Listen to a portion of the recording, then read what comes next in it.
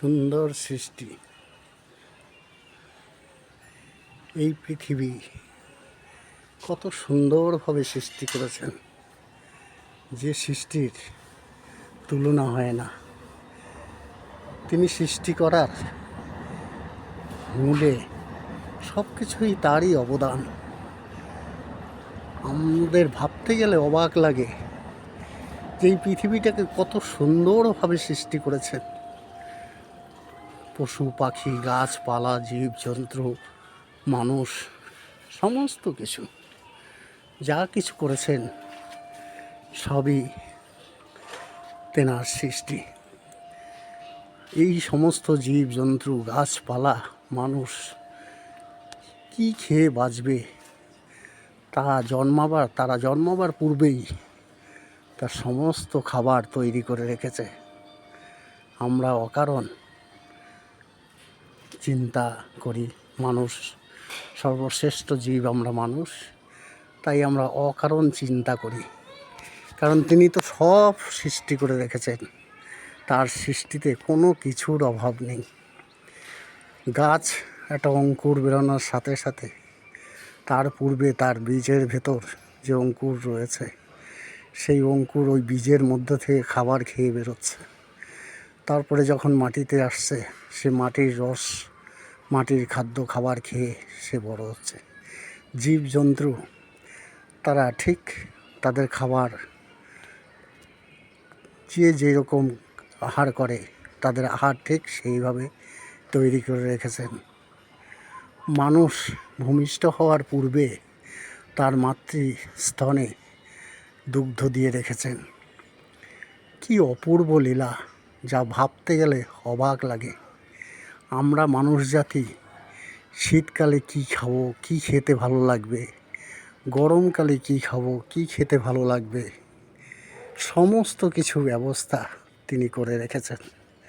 সেই সুন্দর সৃষ্টিকে আমরা,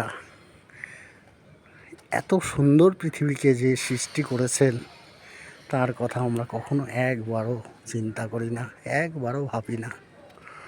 সারা দিন অন্তে শুধু আমরা কর্মময় জীবন, আমরা কর্ম করে চলেছি। এই কর্মের মধ্য দিয়ে যদি তার চিন্তা ভাবনা করতাম, তাহলে আমাদের জীবন অনেক উন্নত হতো। আমরা ঈশ্বরের নাম গুণাগুণ, যার এত সুন্দর সৃষ্টি, সেই সৃষ্টিকে সে কত সুন্দর, তার চিন্তাভাবনা যদি আমরা একটু বিন্দুমাত্র করি, আমরা অনেক ভালো, অনেক সুখে, অনেক শান্তিতে জীবনযাপন করতে পারব। তাই সবার কাছে আমার বিশেষ অনুরোধ, অন্তত সকাল সন্ধ্যা চলতে ফিরতে যেখানে যখন পারেন, যেভাবে পড়েন, তার নাম অনুসরণ করবেন। তার নাম অনুসরণ করলে তিনি আমাদের সমস্ত ব্যাপারে মুক্তি দান করবেন। তিনি ছাড়া আমাদের কোনো গতি নেই। তার ইচ্ছায় সমস্ত কিছু হয়।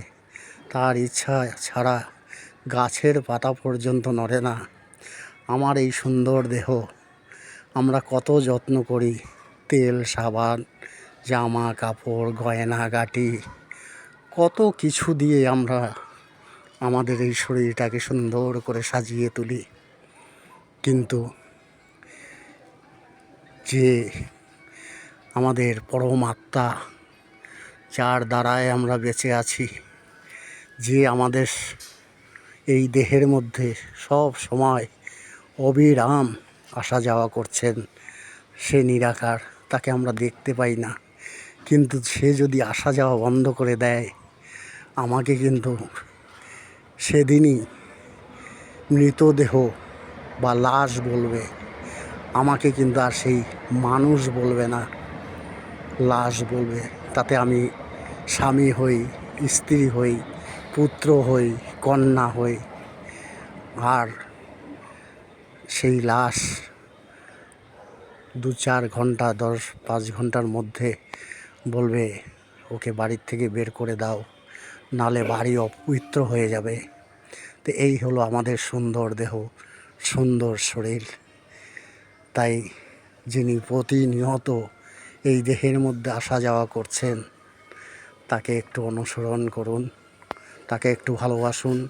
আপনার শরীরকে আপনি যেমন যত্ন করছেন তাকেও একটু যত্ন করুন, তাকেও একটু ভালোবাসুন।